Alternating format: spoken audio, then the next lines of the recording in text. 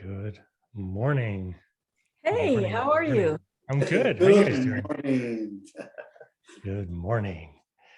So for Yeah. those who are watching today, I'm here with Miguel Ruiz and Barbara Emrys. My name is Aaron, and we are talking about The Actor, their new book that has recently come out. And today, wanted to dive into the topic of the actor, which is the chapter in this book, and a really rich chapter, I think. And I just wanted to mention, for those of you who are watching today, feel free to leave questions in the comment section. And if you can leave some questions that are relevant to this book, if you have questions about any of the chapters that you've read or questions about the book itself, we will do our best to get to some of those questions later in the discussion. But for now, I just wanted to see where this discussion goes today. Yeah. And one thing I thought I'd bring up just to start it off is I know that we talked briefly before about the search for authenticity. And one thing to become aware of in that search for authenticity is what is blocking the way of being authentic. There's so many times we suppress our authenticity or hide it. And so one of the ways of finding that again is finding out what is blocking us from that authentic expression. Miguel. Well, we block ourselves really, and we do it without awareness. We don't even know that we are blocking ourselves. And we block ourselves depending what we believe, the rules we follow, the superstitions that we have, and how fanatic we are to defending all those superstitions. Then, as an actor or actress, we have all those challenges that life brings to us. And we react to whatever challenge is coming to us. But we have the awareness that there are people watching what we are doing. There are people judging what we do, the way we express. They even see our emotional reactions. And everybody has an opinion on us. Then you can see that just by instinct, we try to survive. And by doing that, we block ourselves in so many things that we should be according to ourselves. Because yes, we see the criticism that come around us, but in our reaction, we agree with all of them. And we become the most difficult critic about our acting, about what we do, about the way we react, about what we feel. And they only see our physical body doing and acting. But we have all those emotions also that stop us to express what we really feel, what we really want. Then, yes, we can see that we are the ones who are stopping us to perform the way we wish to perform without even knowing that whatever we are doing is a great performance. If we see it at the neutral point of view and see everybody as an actor or actress, we see that we are playing perfectly the role that we want to play. We can play the shy one, the fearful one, the one with a lot of courage. We can choose in certain way what we will perform. Mm-hmm. And but in our own thoughts, in our using our reason, we can believe that our performance is not that good. Let's see, if you play being shy, people expect you to be shy most of the time.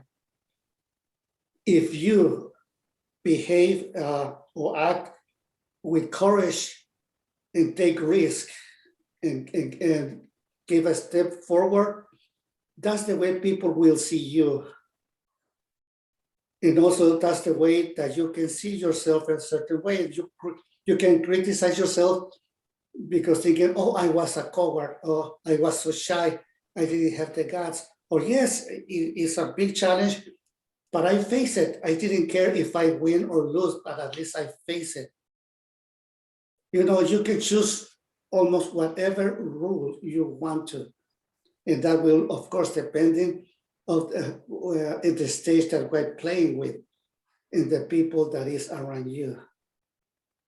Well, I hope I answered that question. You want to add something to say, perhaps? I think we need to remember that we were born authentic. We were, infant humans, all full of joy and enthusiasm and radiating love. And it's not that that got diminished, it's that we learned through imitation, because that's a survival mechanism. We learned how to act and say and do the things that other people around us were doing. Not only that, we learned why they were doing it eventually. And we took on not only their actions and their expressions, but we took on their motivations. And little by little, that, unlimited and outrageous authenticity became structured. We began to think of ourselves one way, or maybe one way with this person and another way with another person. And so authenticity isn't something we have to actually, find or try to imitate. It's something we just have to go back to. And the way to do that is to detach little by little from all the stories you tell about yourself. And the only way to do that is to listen to the stories you tell about yourself, not only to other people, but in your own head, you're telling yourself stories. Well, you can't do that, and you shouldn't do that, and you were never that kind of person. And you even hear it coming out in ordinary conversation. I'm not that kind of person. That's not what I do. That's not how I roll. And you keep defining yourself according to the ways you picked up from other people. So basically, we're letting go of stories. We're letting go of a narrative that really never defined us. It was just, in order to give us a way to fit into whatever social group we were in, starting with the family, and then school, and then, relationships and businesses. And that seems complicated, but it's really not complicated. Listen to how you define yourself and question it. And say, really, is that what I am? Is that what I want to be? The introvert, or the wallflower, or the jock, or the cheerleader, or whatever I define myself as early in my life, maybe not at 8 years old, but certainly at 18, we think we have a real lock on what we are, and let go of those stories. The block is, if I change, who will I be? It's always the same thing. Who will I be? Well, are you this thing that you're, presenting yourself as most of the time, all day long, for the last, I don't know how many decades? Or are you, okay not having to play those roles? The only way to find out is not having to play those roles. Be there, be present, listen, and present yourself as a person who's actually responding to what's going on in the moment. We talk in this chapter about methods in professional acting, and there's a method that says in order to play a role authentically, you have to go back into memory of tragedy, memory of good times, being in love, whatever, and sort of inject those feelings and recollections into your performance. But there's this other approach, which is, why don't you just listen to the situation as it's happening now, as if it has never happened. Actors can do the same role every day for years and years, but still, every time they show up on stage, they should behave as though this has never happened to me before. In your life as a normal person, not a professional actor, in your life, nothing has happened to you before. Don't assume it's just like the thing that happened last week or 10 years ago. This is a new moment, a brand new, fresh moment, and you're a new perceiver and a new responder to that moment.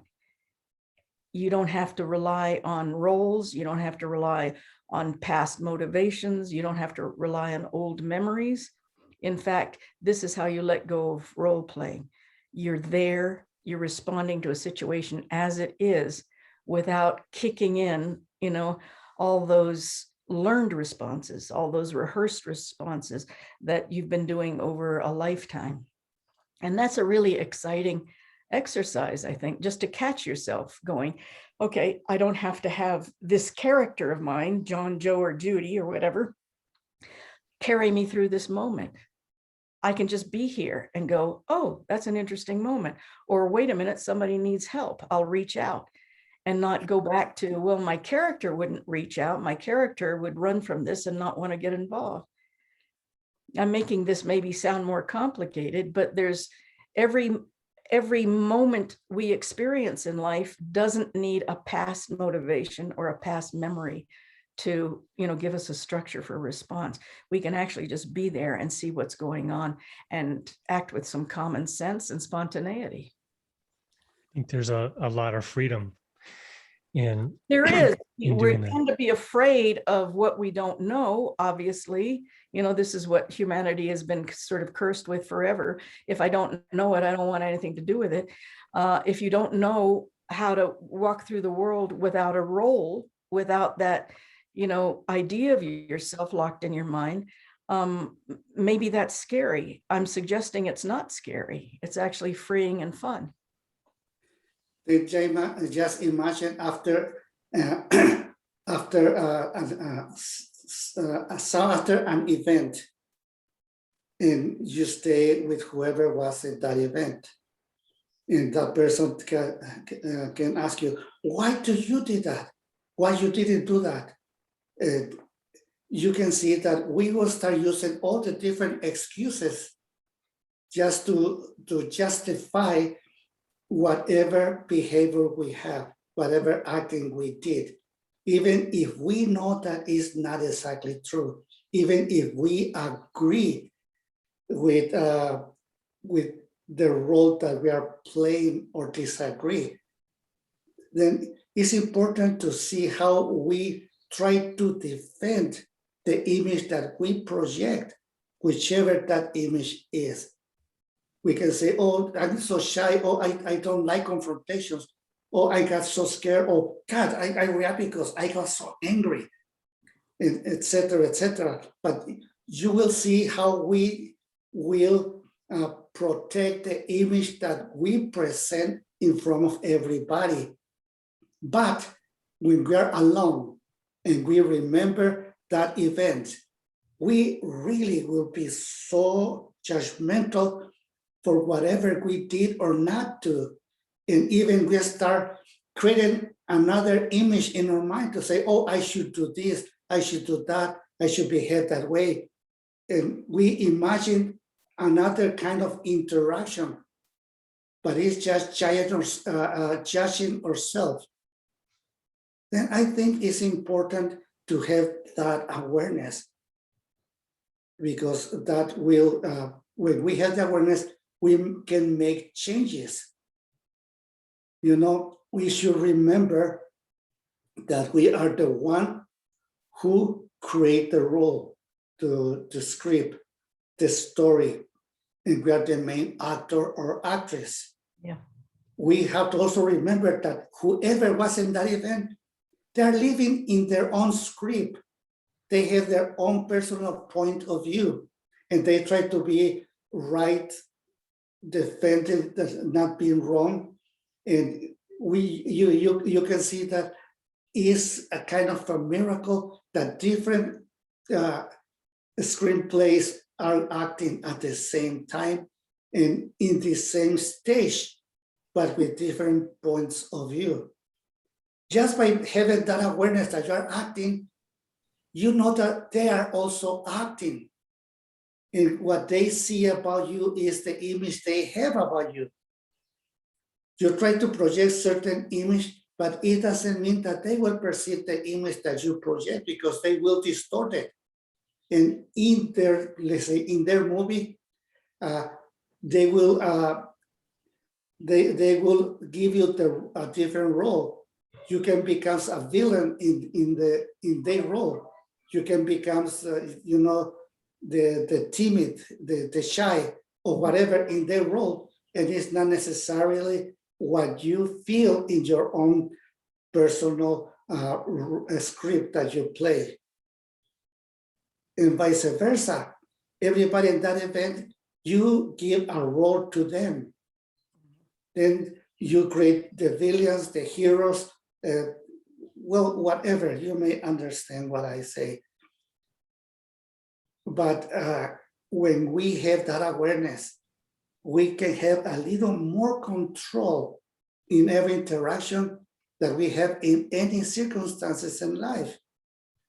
Then you can see that as less you believe in other people's opinions, if you trust more in yourself, you become more and more authentic.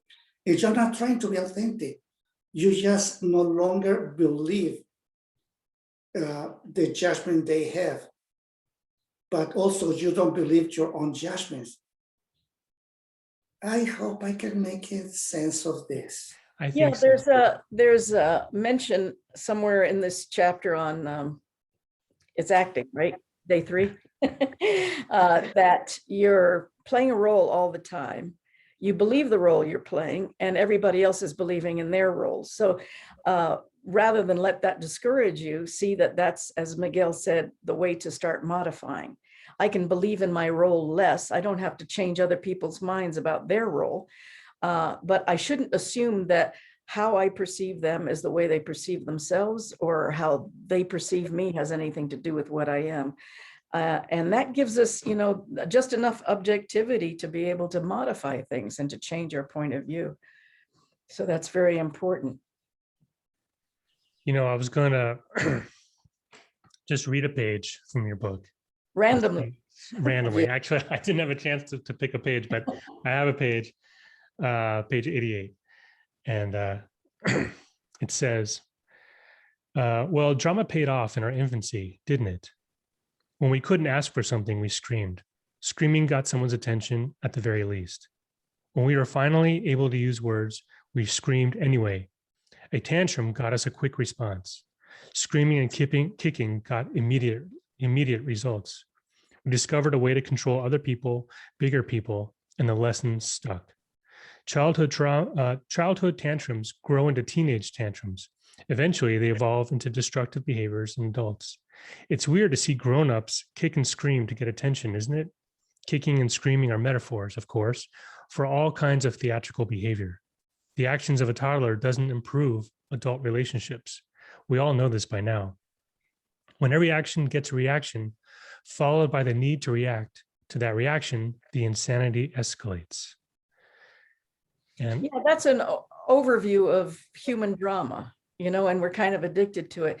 But most importantly, we want attention. And this is what's so important about this particular chapter, what we say about needing attention, but also what we say about the power of our attention and how we can use it to transform, to let go of a role, as well as choose our roles a little more, wisely, or a little more maturely. We don't have to be playing those toddler roles anymore, particularly in an adult relationship. We go to those responses as default responses because, we don't think we have the tools to make changes, or we don't think we've been taught how to, or had the role models for mature or wise behavior. But we can decide for ourselves, this is mature and wise, this is good for me, for my body, for the dream I'm dreaming here, the reality I'm living, and this is not good. This spontaneous combustible behavior that I've been, relying on for so long. That's not good for my dream. It's not good for my body. It's not good for my relationships.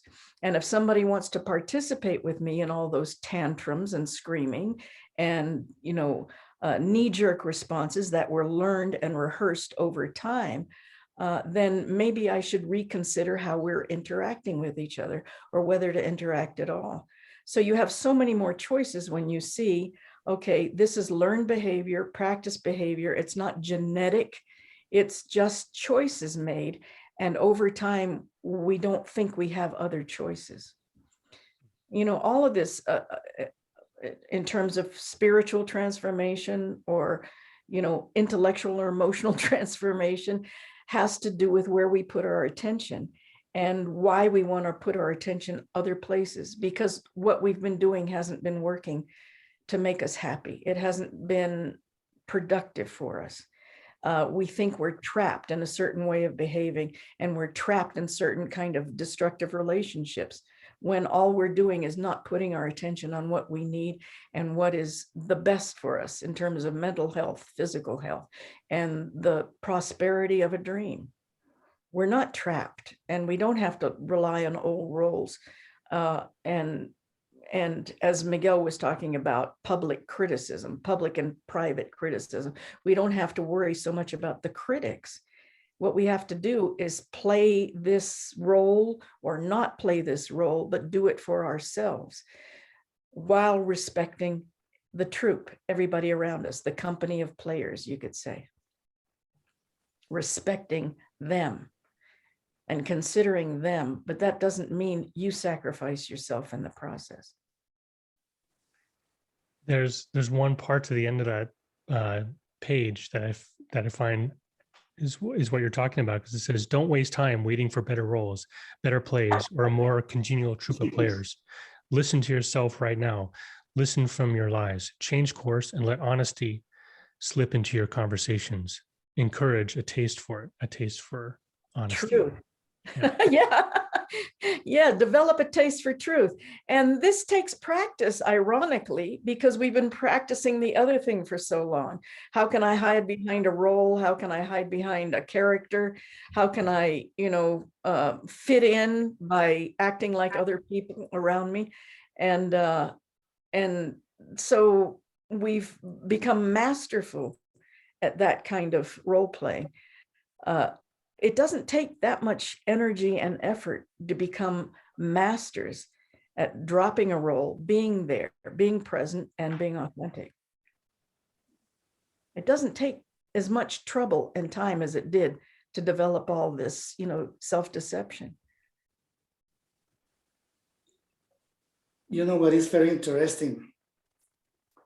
That we play a role over and over and over again, since we were children, teenagers, young adults, all of our life.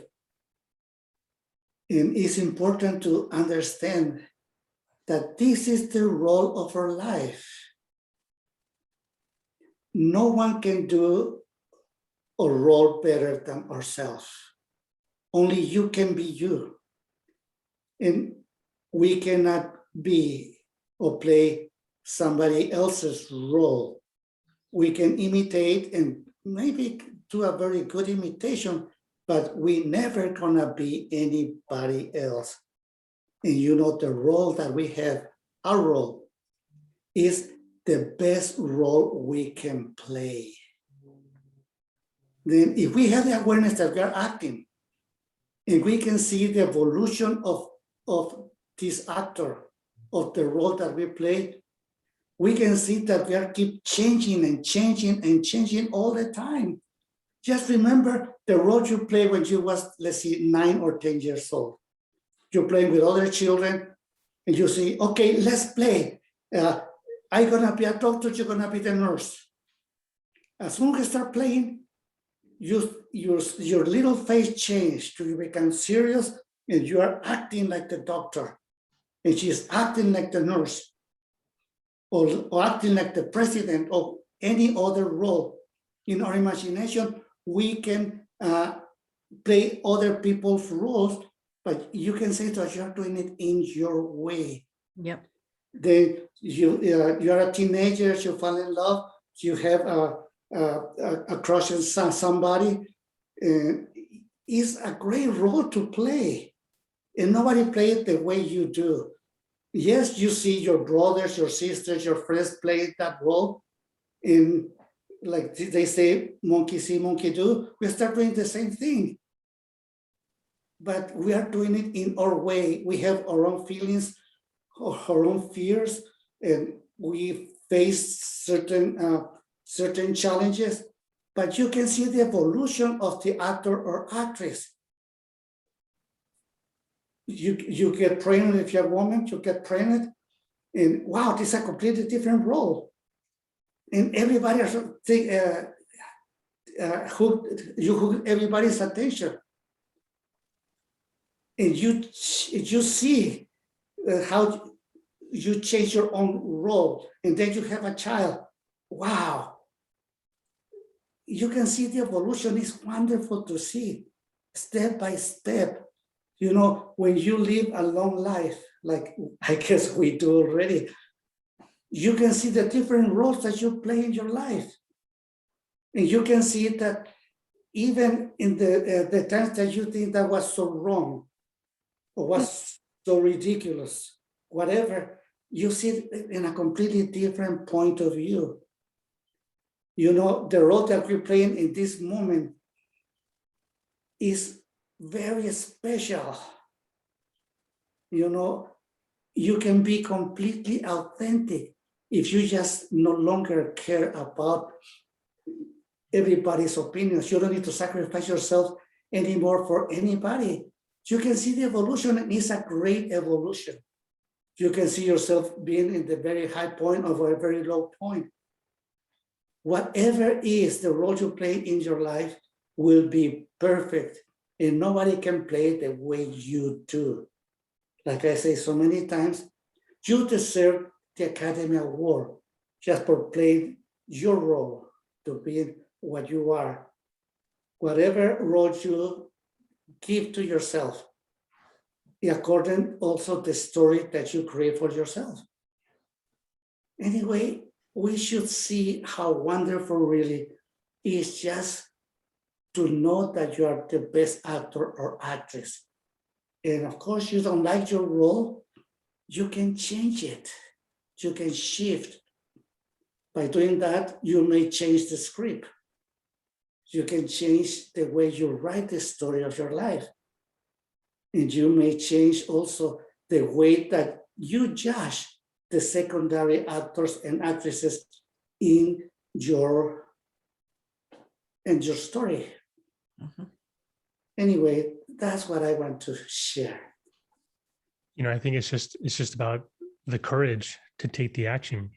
And as you are talking, I'll see if I can articulate this, but as you were talking, I was thinking about how many musicians and actors and artists have said that what brings them back to that art is that moment of disappearing and just feeling present and being honest. And how many times I've heard people in their lives saying, you know, what are you up to today? Oh, the same old, you know, life's the same. That they get bored doing the same thing every day, or get depressed doing the same thing. But it's like playing the same song day after day after day after day. And what makes that song interesting is to make it fresh again, to make it new again, to be present, to be honest, to give a little piece of that honest part of yourself into that song, into that art, into your life. And then it feels fresh again. You can take it in a different direction. Yeah, we spend so much time hoping the environment will change, the people around us will change, you know, the opportunities will change. And we really have to put another kind of energy into our own reality to make that start happening. We're probably being bored with the character that we've been playing all this time. And as Miguel was saying, we're morphing all the time. We're playing new roles all the time. Every new situation in life requires us to play slightly different roles. So it's not that we're not good at this.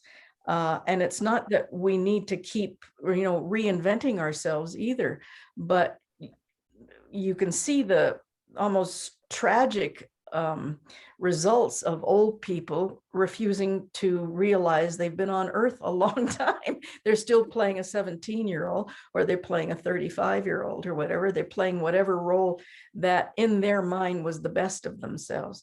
And unless you're willing to constantly make that adjustment and, let's say, play a role that's organic in life, like, new mother or husband and wife, or a different kind of child to your parents, or a different kind of professional person. It was brought home to me yesterday through photos and film and stuff, how many roles I've played in life, starting with whatever schoolgirl to professional this, and then professional that, and then, somebody's wife, somebody's mother, somebody's, business partner, whatever. And it's like, okay, I don't think I made those decisions consciously. Those were organic transformations in life, and life requires you to make transformations. If you're stuck on being this kind of person, playing this kind of role for what you perceive as the same kind of audience, then of course you're going to get a little restless and edgy and disappointed in life. But that has to do with, where is your attention? If your attention is only on your particular characteristics as you've known them for the last several decades, then you're not going to be able to change comfortably. And I want to make a point of saying this isn't just about, choosing roles or defying your own old roles. It's really about letting go of a few storylines that support those old roles, those justifications and motivations, because you think you're this kind of person or that kind of person. Those people listening who are familiar with Miguel's teachings know that there's a specific kind of, let's say, general role we play as, sort of mental concepts within a human being. There's the ally, and there's the one that's not so much of an ally to this body. When Miguel came out of his coma 20 years ago almost, he was talking about being ally-less. He did not know who Miguel was and how to get him back, knowing that was a role he had played for so long. He was Miguel to his family, to his mom, to his dad, to, various sweethearts, or to his children. But who was Miguel now after 9 weeks of coma and having almost, passed on from this physical world? So having no ally meant he was required to project one, to find one. And for a while, he was asking everybody around him, he was encouraging them to tell stories about the past. Oh, remember, Miguel, when you did this, and remember when you were this, and remember when, and he listened very patiently to all these stories. And I could see at the time, he was gathering information on this character who was Miguel. And it was a different character in everybody's imagination. But he was, I think, picking and choosing. Okay, that can work for me now. But that other thing, I don't even know, why that Miguel did that.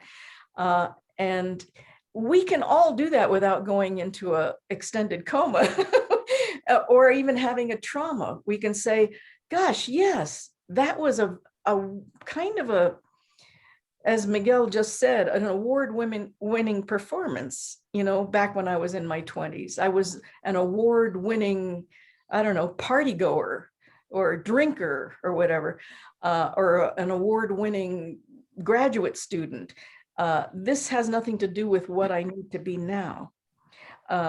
And I can let go of that narrative. I can imagine what it is I want this Miguel to be, or Barbara to be, or Aaron to be, that suits this dream better, because reality keeps changing and keeps changing. Not only the reality around us, but the reality that we're willing to accept in our own minds, and pick and choose. It's not an artificial thing to do. What you're doing now is being aware of the qualities you want to project onto the world, even though you know it's a role you're playing. You can also allow yourself more and more not to have to play a role. The more comfortable, we're most comfortable with people that don't require that of us, that don't see us in a certain way and demand that we act that way. So those are the people, as we get more mature in life, that we want to spend more time with. This person doesn't require that I play any role. This person doesn't require me to be this Miguel or that Aaron or that Aaron. We're just very comfortable with each other, saying nothing, doing nothing in particular, and not having to perform or to live up to somebody else's standards. And that's got, you talked about freedom at the beginning. That's just a beautiful way to grow older, to be more mature, to be more all-encompassing in our awareness, not just, having this narrow view of what we are and the situation we're living in. Does that kind of make sense? Perfect sense. Good. Allies. We want to be allies to this body. We want to be allies to our own dream. We don't want to be predators, meaning the kind of, character that is constantly abusing this body or using it in order to create drama. These are important teachings. And in case you're not clear on what those teachings are about, refer to any Miguel Ruiz book. It's true. And I know that you talk about that awareness as something that sort of ripens with age, but it's not dependent on maturity. I think that's something that could happen It's a in our willingness youth. to kind of wake up and see the whole picture, not just your version of it. Yeah.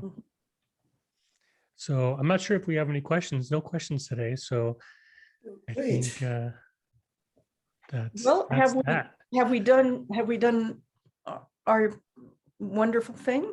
I think so. If there's anything else you guys want to talk But about, I'm hoping, and Miguel is hoping, that just these little short conversations, encourage enough curiosity to ask more questions, right. and to go a little deeper. So, I don't know if this format is set up to take questions ahead of time for next week, but we can think in those terms. Yeah, that's a good idea. That's something maybe we can set up and see if we can generate some questions beforehand. And, go ahead. Yes, and don't forget to share with your friends that they come and listen to us and participate with what we're doing. We have a lot of fun. Then share it. And there's so much to talk about in this book. I mean, you can pick any page and have a whole conversation just about one paragraph, because it really is. And it seems like, well, what is this whole thing about acting? Why is this relevant to my life? And I think we wouldn't write a book unless it was relevant to every person's life. And also just opening up doors of awareness regarding how we can feel better about ourselves, judge ourselves less, be a little more forgiving of ourselves, and also see that this whole existence is a creation, an artistic creation. Our great art is language, and of course we rely completely on being able to communicate with ourselves and other human beings. But also there's more to our art than just language. It's also gesture and creating a character, and it's also modifying that character, and it's also being able to navigate through the world possibly free of a character. You talked about language as that art form of communication, and like you alluded to, language can inspire or do harm. And so when you talk about, we use words as weapons, and we use words as power to heal. So, and changing your role and changing the story of your life, language is that tool, language in action. And if we can use words, like you were saying, and it's kind of echoing what you were already saying, but we get so comfortable in these roles that someone knows us a certain way. And if we change ourselves, that person reacts, doesn't know how to interact with us anymore because they don't see the person that we used to be. Well, we're scared of who we might be Right. without that familiar role. And also the people close to us are a little anxious about who they should be in response to any change in us. Just take that as, you know, a given. That's going to happen, action, reaction. But that doesn't mean it's impossible to change, or it's not fun to change, or it's not even fun and rewarding to console people about your changes. This is something that is part of my art. This is nothing personal, and it's not an affront to your dream or your art. And Yeah. nobody has to change with you. True.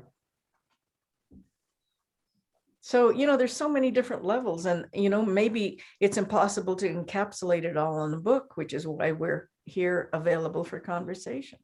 Right. Wonderful. Sounds good. So that being said, thank you guys again. for Oh, I taking the love you time both. And I'm so glad to be here talking to everybody, wherever you are. Likewise. All right. Well, much love to you. And we'll do this again next week. Thank you, Aaron. And Yes, please, it's for everybody. if anyone out there has any questions that you come up with during this week, feel free to email them to, where can people email them to? support@miguelruiz.com. Okay. You can send them there, and then we'll collect those questions and I can have them ready for next week. Okay. All right. And remember, on Tuesdays, Barbara? Tuesdays, 7 a.m. Pacific, Barbara will be talking to her friends on a phone call that's listed on the Miguel Ruiz website, Conversations with Barbara. So yeah, anything, you know, you need to catch up on, anybody can call. I'm just gonna, yeah, I'm just gonna be, you know, trying to wake up and make sense. So anybody can call, anybody can contribute. Thank you, guys. Sounds great. Okay. All right. See you next week. Okay, bye. Bye-bye.